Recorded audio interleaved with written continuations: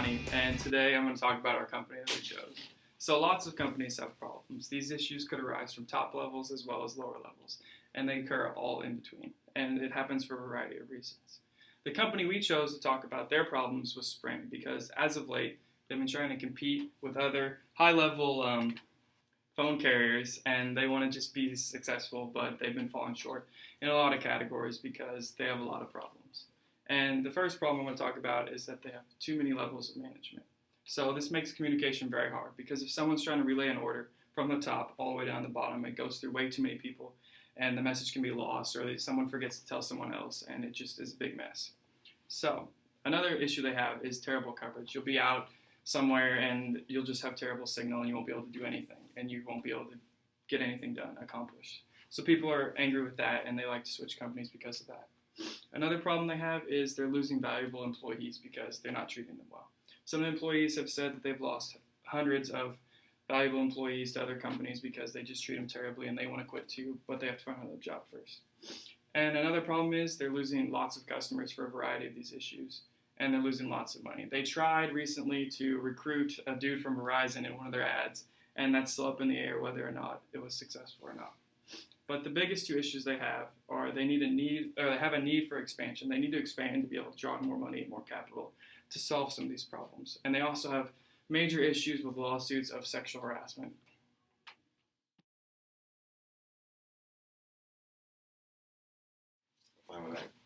Hi, my name is Matt, and as Donnie stated before, Sprint has tried to fix many problems in different ways, but they always fall short of their ultimate goal of competing with companies like T-Mobile and AT&T and Verizon. And here's some examples of that. Before 2013, Sprint has always struggled to compete with Verizon and AT&T. They always fall short. But in 2013, they had a huge breakthrough of splitting with their merger with Nextel, and Nextel was just dragging Sprint down and not allowing them to get proper financing to fund like their 4G LTE coverage, because Sprint later came out in 2018 that they had the worst coverage, 4G LTE coverage, and then they got their financing from their parent company at SoftBank, but that still doesn't allow Sprint to compete. And in 2017, Sprint has tried to merge with T-Mobile, but that didn't work out, and that would have allowed them to compete, but the failure of that merger deal created a spiraling effect and for problems in Sprint, and because people had began to have more doubts than ever. And then recently, Sprint admitted to having the worst 4G LTE compared to all other companies, and in that statement, Sprint stated that as a result of our network performance limitations and perception, Sprint has consistently had the highest churn in the industry and failed to retain its subscriber base. Then Sprint also stated that they have insufficient capital to get their 4G LTE coverage to the caliber as T-Mobile, Verizon, and AT&T, and they still have insufficient funds because they're losing subscribers, and they can't increase the prices because then they'll just lose more subscribers at a faster rate. Thanks. Hi, my name is Tristan. In order to be successful and grow as a company, we recognize that Sprint needs to address and try to fix its problems, especially its major ones. It needs money and resources in order to compete with large companies like Verizon and AT&T. There are several ways to do so. They have already attempted to merge with a company in order to gain more capital, have a larger subscriber base, and increase its coverage capabilities. Even though this attempt was unsuccessful, it shows that Sprint has motivation and willpower to stay on its feet and compete with other companies. Another way it can gain more capital is with a competitive marketing strategy. Sprint has stolen the "Can you hear me now" guy from Verizon.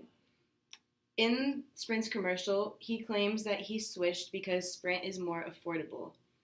These slogans and advertisements are way more memorable to viewers because they've seen Paul Marcarelli and known him as the Verizon guy for many years. Millions of people started talking about this commercial in 2016 when it debuted and brought a lot more customers to Sprint. Once Sprint has new customers, it was really important for them to form good relationships. If a customer feels valued, they are much less likely to switch carriers. One way that Sprint could create better customer service is by getting to know each person or family individually. They can do this by creating personalized packages that provide exactly whatever services each person needs. If they can supply these packages along with competitive rates, they will be able to successfully win over customer loyalty. Customer loyalty obviously brings more revenue, especially long term, making Sprint able to compete better.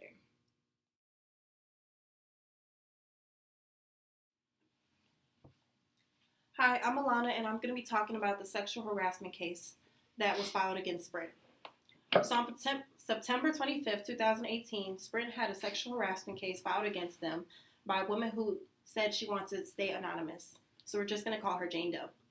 Jane Doe filed the suit against Marshall Wireless in the summer of 2018. The sexual harassment took place over 10 months in April through February. Through May through December, she said that the manager made 2 sexual remarks towards her. One was to meet him in the back room for sexual favors, and the other was if she was ready to give him oral sex. If these remarks aren't sickening enough, she also did not feel safe within the work environment because of the racist remarks that were made against her by the manager. Because of her Korean American heritage, the manager would often call her duck soup, and she reported it to be a very hostile work environment. This relates to class because of our conversation of sexual harassment in the workplace. Sprint did not do enough to make her feel safe, and that's why she filed the lawsuit. A solution that could have been made so the lawsuit was not filed is that Sprint could have taken her claim seriously. And after the first claim was made, Sprint should have either removed the manager from the situation or allowed the woman to transfer to a different location depending on the woman's preference. An action that could have been made is in April, which is her month of hire, within the employee orientation, employees should have been made aware of sexual harassment hotlines, anonymous call numbers, and who to speak to if sexual harassment were to occur. In December, when the first complaint was made, she should have been taken seriously and should have either been removed from the situation or the manager should have been removed or fired from the situation, depending on if this was his first complaint or not. After removed from the situation, the company should have checked back with her and with other employees to make sure she had counseling services, had resources to talk through her traumatic experiences, especially if these experiences have happened on the worksite area. For the first part of our evaluation, we thought that Sprint should mandate random evaluation assessments to make sure they know how their employees are being treated within the company, how the company can improve, and how the company can make their workers more efficient with these improvements. Evaluation should not be costly. It should be done twice a year. Sprint should be responsible for the hotlines and mental health services and should include them within their benefits. Adding these services will be expensive, but with Sprint's annual profits being of $28.42 billion a year, Sprint can spare 10% of their profits to provide resources for their employees so they can feel safer within the workplace. Hello, my name is Zach, and throughout this project, we discovered that Sprint has many obstacles to overcome within their company. The obstacles we talked about mostly were the expansion of Sprint with T-Mobile, and then the sexual harassment with their employees. And those are just a couple of the problems they faced over the last couple of years. We picked those 2 problems especially because we felt those were like the top issues within the Sprint company. And we felt that we could provide the best solutions for each problem with the management tools that we learned throughout the semester. Although Sprint has a lot to do in order to become a top cellular provider, we feel that it's still impossible for Sprint to keep up with AT&T and Verizon. So since Sprint is a well-known franchise, their name carries their weight, so they always have that perception of being worse than Verizon or Sprint. So they should work on their image and service rather than trying to expand and move forward with the future. Bang.